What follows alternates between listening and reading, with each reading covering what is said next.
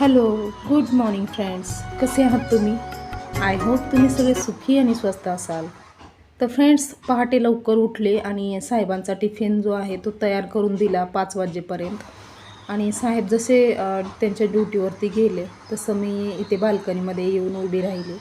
कारण की ना इथे बाल्कनीमध्ये एकदा येऊन उभं राहिलं ना तर इथून निघावंसं वाटत नाही. कारण की ना खूप फ्रेश हवा, थंड हवा भेटते आणि पक्ष्यांचा किलबिलाट झालं तर माझ्या बाल्कनीमध्ये जे मोगऱ्याचं रोप आहे तिथं 1-2 फुलं तर लागलेलीच असतात. तर त्याचा सुगंध आणि खूप छान असं वाटत असतं. त्यामुळं ना तिथून निघूच वाटत नाही. आणि त्यानंतर मी ना खाली बघितलं तर ना म्हणजे बिल्डिंगच्या खाली जे झाड ना गेल्या सोमवारी पडलं होतं ना हवेनी आणि पावसाने, तर ते झाड ना अजूनसुद्धा तसंच होतं. त्याला कधी काढतील काय सांगता येत नाही. बहुतेक आजच काढतील ते झाड. कारण की भरपूर मोठं झाड होतं आणि ते पडलं हवेमुळे. तर आता त्याला तोडून काढायचं ते काम आहे ते आज करतील बहुतेक. कारण की ना आमच्या विंगचा ना पूर्ण रस्ता ब्लॉक झाला आहे त्याच्यामुळे. तर ते आज काढतील.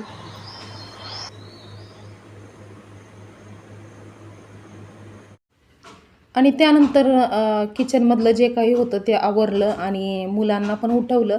तर मुलं गेले वॉक करायला आणि मी बाहेरचं अंथरुणं पांघरुणं सगळी काढली आणि आतमध्ये आणलं. तर आता हे बेडचे जो स्टोरेज बॉक्स आहे त्याच्यामध्ये सगळं बसतं, सगळं अंथरुणं पांघरुणं बसतात. फक्त हे उशा आहेत ना, उशा जरा एक्स्ट्रा झालेत घरामध्ये.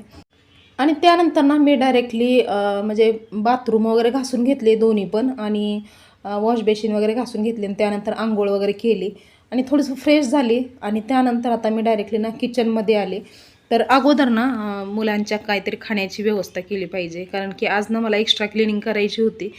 त्यामुळं मी वेट मोपिंग वगैरे केली नव्हती.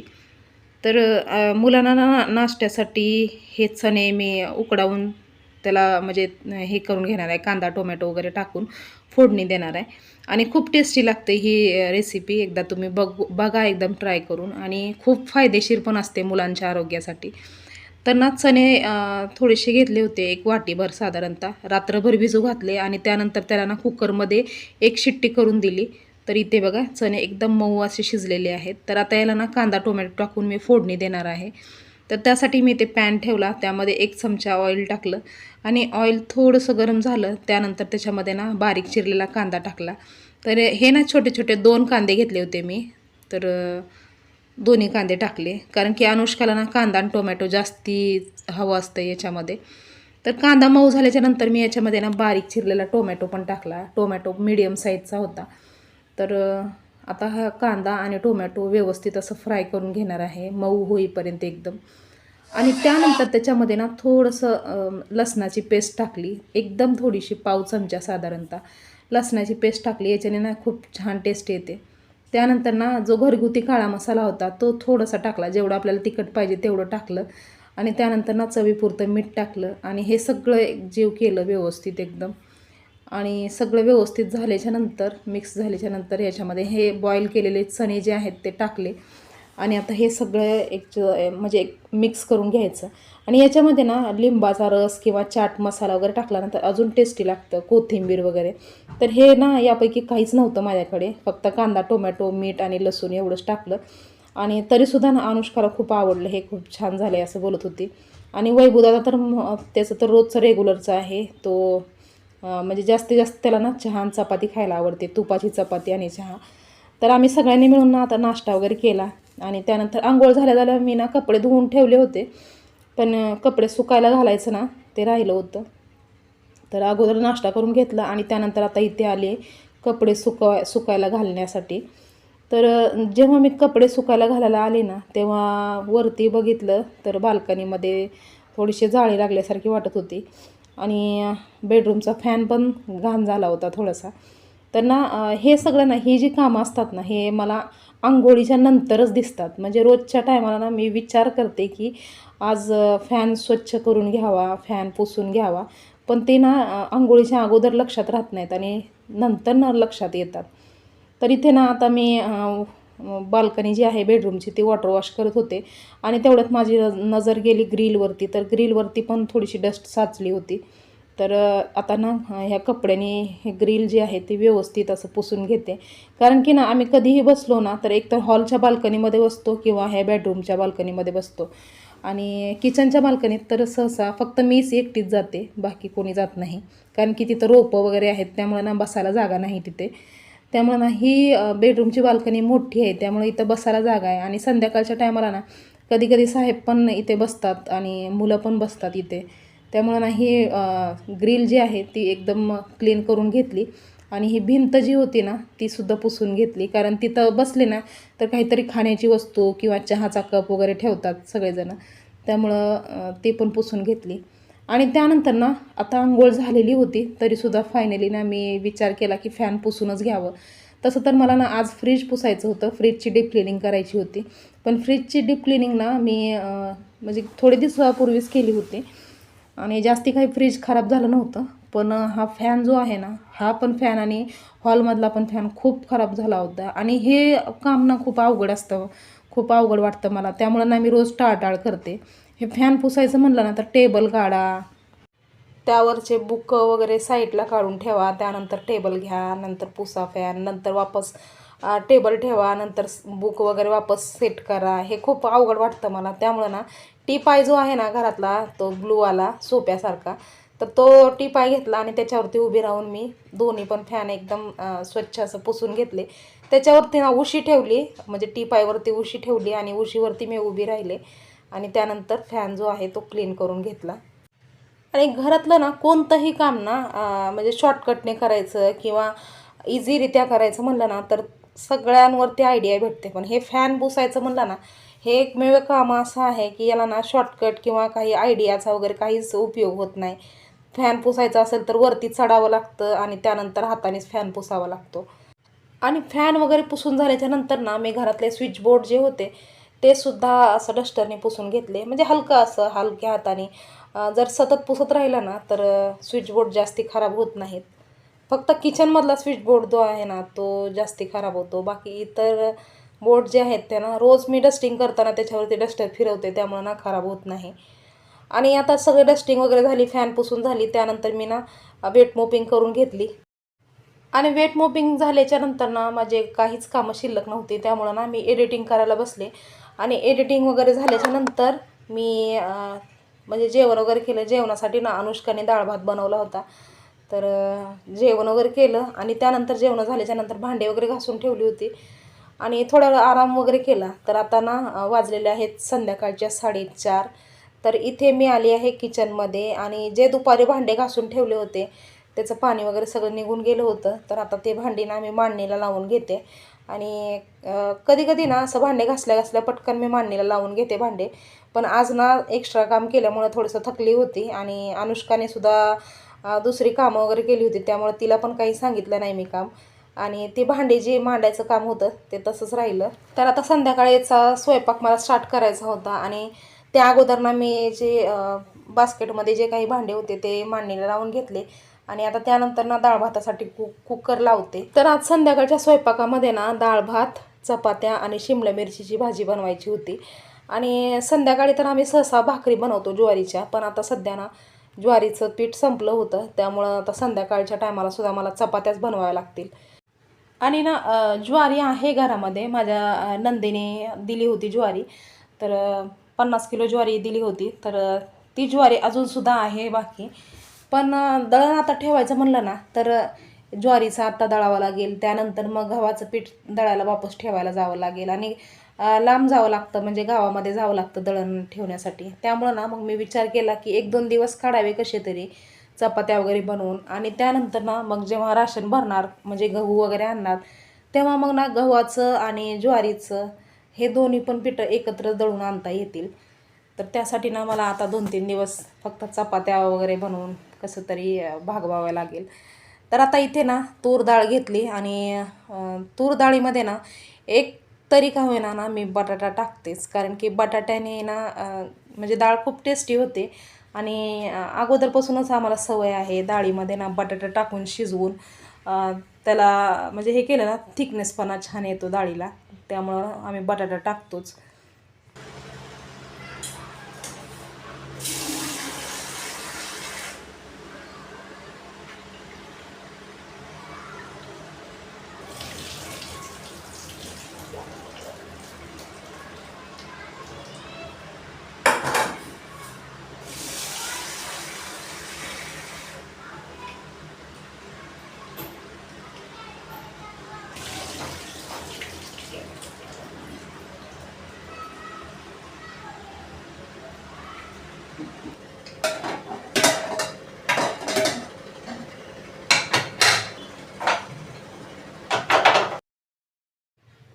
तर आता इथे डाळ भातासाठी कुकर लावते आणि त्यानंतर ना अगोदर मी भाजी बनवून घेते शिमला मिरचीची, कारण की अनुष्काने तोपर्यंत ना शिमला मिरची आणि कांदा वगैरे टोमॅटो वगैरे कट केलं होतं. आणि आजकाल ना आम्हाला कांदा टोमॅटो वगैरे हे सगळं ना कट करणं एकदम सोपं झालं आहे, कारण की आम्ही ते चॉपर मागवला होता ना, त्याच्यामुळं ना एकदम सोप्या पद्धतीने अगदी ना 5 ते 10 मिनटामध्ये सगळं कटिंग करून होतं भाज्या वगैरे. आणि गृहिणींची ना अशी छोटी छोटी कामच असतात, ज्यामुळं ना भरपूर वेळ लागतो आणि ते कामं करायला खूप म्हणजे आळस पण येतो. म्हणजे मला ना उदाहरणार्थ भाजी कट करायला मला खूप आळस येतो. पण जसं मी ऑनलाईन चॉपर मागवलं ना, तसं म्हणजे शिमला मिरची कट करणं किंवा कांदा टोमॅटो वगैरे कट करणं हे खूप सोपं झालं आहे. आणि हे बघा, हे चॉपरमध्ये ना सगळं कटिंग केलं आहे तिने. आणि शिमला मिरचीसुद्धा ना एकदम बारीक अशी कट केली होती. आणि ना माझ्या मुलांना ना असे सहसा शिमला मिरची वगैरे आवडत नाही, साहेबांनासुद्धा आवडत नाही. पण या बारीची ना शिमला मिरची सगळ्यांना आवडली, कारण की ना शिमला मिरचीची एकदम बारीक कटिंग केली होती, त्यामुळे शिमला मिरचीची भाजी सगळ्यांना आवडली. तर आता इथे ना तेलामध्ये मी राई टाकली, जिरे टाकले आणि त्यानंतर आता बारीक कट केलेला कांदा टाकणार आहे.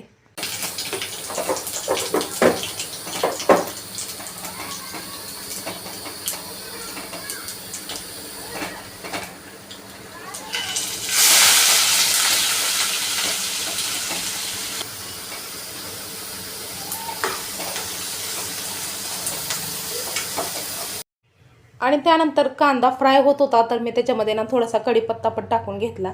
त्यानंतर इथे ना मीठ टाकून घेते, कांदा लवकर फ्राय होण्यासाठी. थोडंसं म्हणजे जेवढं चवीपुरतं मीठ लागतं भाजीसाठी पूर्ण, तेवढं मीठ मी टाकून घेतलं याच्यामध्ये. आणि कांदा जो आहे तो एकदम बारीक आणि एकदम हे छान कट केला होता, त्यामुळं ना कांदा लवकर फ्राय झाला. आणि त्यानंतर टोमॅटोसुद्धा तिने म्हणजे अनुष्काने चॉपरमध्येच कट केलं होतं, तर टोमॅटोसुद्धा एकदम बारीक असं झालं होतं. तर टोमॅटो कांदा आणि कढीपत्ता वगैरे सगळं फ्राय करून घेतलं. आणि त्यानंतर याच्यामध्ये ना छोटासा चमचा, हे बघा एकदम छोटासा चमचा आहे, त्याच्याने अद्रक लसणाची पेस्ट टाकली. आणि आता हे सगळंसुद्धा व्यवस्थित फ्राय करून घेतलं, कारण की लसणाचा कच्चेपणा जाईपर्यंत. आणि त्यानंतर आता इथे ना हे बघा गरम मसाला टाकला 1 चमचा. आणि त्यानंतर फक्त 2 चमचे मी घरगुती काळा मसाला टाकणार आहे, कारण की थोडंसं स्पायसी भाजी लागते आमच्या घरामध्ये. तर हे बघा 2 चमचे काळा मसाला टाकला आणि बस, आता इतर दुसरं काही टाकणार नाही. फक्त अर्धा चमचा हळद टाकली बस, कारण कलर येण्यासाठी थोडीशी हळद टाकली. आणि आता हे सगळं जे आहे ना ते सगळं व्यवस्थित असं मिक्स करून घेणार आहे, म्हणजे तेल सुटेपर्यंत हा मसाला जो आहे तो व्यवस्थित असा फ्राय करून घ्यायचा. कारण की मसाला पण व्यवस्थित फ्राय केला ना तर भाजीचा कलर जो आहे तो चांगला येतो. त्यामुळं मसाला म्हणजे पावडरचा मसाला मिक्स केले लगेच भाजी टाकली ना, तर त्या भाजीला मसाला म्हणजे कलर चांगला येत नाही त्या भाजीचा. त्यामुळं मसाला टाकल्याच्यानंतर मी थोडं 5 मिनटं तरी असे फ्राय केले. आणि त्यानंतर मग ही शिमला मिरची एकदम बारीक कट केली होती, ते शिमला मिरची याच्यामध्ये मिक्स करून घेतली. तर हे बघा एकदम असं एकजीव करून घ्यायचं. आणि शिमला मिरची शिजण्यासाठी ना जास्ती पाणी वगैरे लागत नाही, अगदी थोड्या वेळामध्ये आणि कमी पाण्यामध्ये शिमला मिरची शिजते. आणि त्यामुळं ना थोडंसं पाणी टाकणार आहे मी, पण त्या अगोदर नाही ते 2 चमचे मी शेंगदाण्याचं कूट पण टाकलं, कारण की ग्रेव्ही बनवायची होती थोडीशी. आणि तसं तर ना प्रत्येक भाजीमध्ये शेंगदाण्याचं कूट टाकतातच, पण मला ना जास्ती हे शेंगदाण्याचं कूट ना टाकलेलं भाजी मला आवडत नाही जास्ती. पण बाकीच्या सगळ्यांसाठी थोडंसं म्हणजे 2 चमचे फक्त शेंगदाण्याचं कूट टाकलं. आणि एकदम बारीक वाटलेलं असतात मी शेंगदाणे, असं मोठाड शेंगदाणे अजिबात वाटत नाही मी, कारण ना मोठाड शेंगदाणे जर असले ना तर ती भाजी मला अजिबात खाऊ वाटत नाही. तर थोडंसं पाणी टाकलं आणि आता याच्यावरती झाकून ठेवते, फक्त 5 मिनटं याला शिजवलं. तर इथे बघा आपली शिमला मिरचीची भाजी तयार झाली आहे. आणि एकदम दिसायला तर छान दिसतच होती, आणि म्हणजे याचा वास पण एकदम छान येत होता भाजीचा. पण जेव्हा वैभवने ती भाजी खाल्ली ना, तेव्हा वैभवला खूप आवडली ती भाजी. तर वैभव बोलत होता, मम्मी आता शाळा चालू झाली ना, मला रोज हीच भाजी दे. आणि या अगोदर मी कधीही शिमला मिरची बनवली ना तर सगळेजण नाकडोळं मोडायचे, म्हणजे ना शिमला मिरची म्हणजे असं आपण नॉर्मली मिडियम साईजची कट करत होते मी, तर ती आवडतच नव्हती कोणालासुद्धा. पण आता ही जी भाजी खाल्ली ना, याच्यामध्ये कोणाला कळूनसुद्धा आलं नाही की ती शिमला मिरची असेल म्हणून. तर खूप टेस्टी भाजी झाली होती. आणि म्हणजे हे सगळं श्रेय ना हे चॉपरला देता येईल, कारण चॉपरमुळे एकदम बारीक शिमला मिरची कट केली आणि त्याच्यामुळेच भाजीमध्ये म्हणजे शिमला मिरची आहे हे कळून आलं नाही मुलांना. तर ना शिमला मिरची वगैरे म्हणजे भाजी वगैरे झाली आणि कुकर पण थंड होत होता. तोपर्यंत मी ना चपात्या लाटून घेतल्या आणि शेवटच्या ज्या 2 चपात्या असतात त्या मी अनुष्काला बनवायला सांगितल्या. कारण की ना स्वयंपाकाचं थोडंसं माहिती असलीच पाहिजे. त्यामुळं ना थोडंसं म्हणजे लास्टची 1-2 चपाती बनवली ना तर थोडंसं प्रॅक्टिस पण होते. आणि आता शिवाय ना कॉलेज पण नाही, त्यामुळं कधी कधी असं भाकरी किंवा चपाती शेवटची जी असते ती करायला सांगते मी तिला. तर फ्रेंड्स, आता हा व्हिडिओ जो आहे तो मी इथेच थांबवते. तुम्हाला हा व्हिडिओ कसा वाटला हे कॉमेंट करून सांगायला विसरू नका. व्हिडिओ जर आवडला असेल तर लाईक करा, शेअर करा आणि चॅनलवर जर नवीन असाल तर चॅनलला सबस्क्राईब करायला विसरू नका. तर पुन्हा लवकरच भेटूया आपण नवीन एका छानशा ब्लॉगमध्ये. तोपर्यंत स्वस्त रहा आणि मस्त रहा. बाय.